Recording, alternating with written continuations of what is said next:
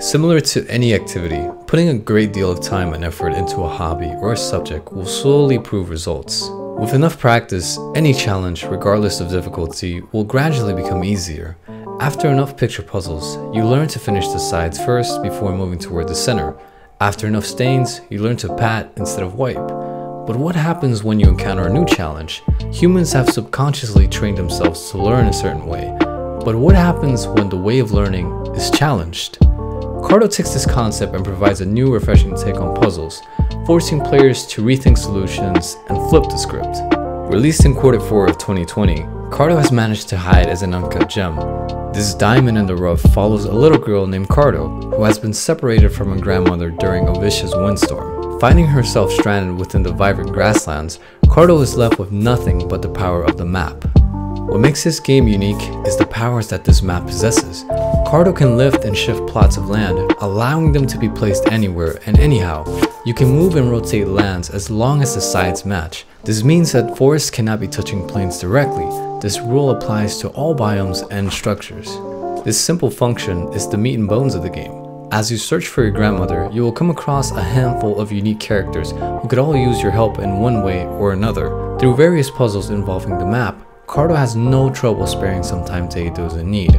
Often as rewards for solving puzzles, you will obtain map pieces.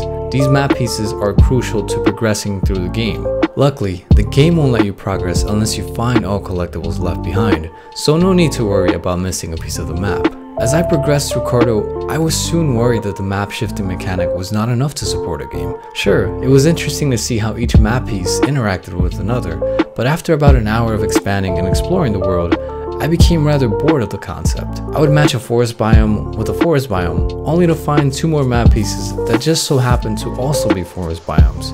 I was prepared to rate this game rather low, but as all game reviewers should, I stuck it out and finished the adventure. It wasn't long before the map mechanic grew on me. Carto found interesting ways to make puzzles out of moving squares.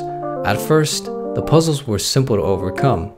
A character will advise looking deep in the forest, and the solution lies in moving all the forest pieces side by side. A sound cue is often played, signaling a puzzle is solved. What intrigued me were the puzzles that forced me to think in a new way. The first time I caught wind of this was from a friendly owl I met during my journey. Spoilers ahead for those who don't want any puzzles solved. No words were exchanged, but he drew a circle on the ground. It took me about 15 minutes to figure out that the solution had nothing to do with the physical circle he drew, but the map itself. Looking at the map, you can see 4 plots of land with curved rivers. Connecting these rivers to form a circle-like shape solves the puzzle and progresses you to the next stage. How could I have been playing video games for this long and still not figure out a puzzle as simple as making a circle? That's when the beauty of Carto dawned on me. The difficulty stems not from a physical aspect, but a mental one. The gameplay isn't intense, but instead forces me to think in a way I'm not used to. I found myself looking for subtle clues such as directions trees blew, or symbols on rocks that led to new discoveries. The difficulty actually became easier as I progressed. While still encountering difficult puzzles, I noticed my way of thinking shift to a more Carto-appropriate behavior. Upon finishing Carto, I was rather pleased. The story was heartwarming and allowed me to explore a world filled with different stories and characters. I was able to rethink the way I approached challenges and played in a manner unlike most other games. With a completion time of about 6 hours, Carto provides an interesting take on puzzles while still feeling fresh. Available on almost all platforms, Carto earns our zealot stamp of approval as the uncut puzzle gem that seemed to miss most players' radar in 2020.